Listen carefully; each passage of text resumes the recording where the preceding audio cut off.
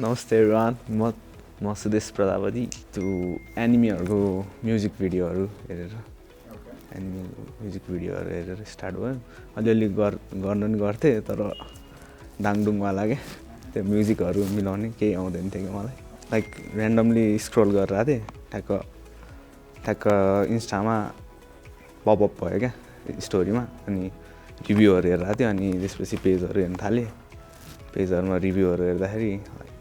राम्रै रिभ्यू देखेँ अनि एकचोटि जाउँ बुझ्न भनेर धेरै इम्प्रुभ भएको मेरो पहिलाको एडिटिङ स्किल र अहिलेको लाइक त्यो हामीले अब बिटदेखि नै गरौँ बिट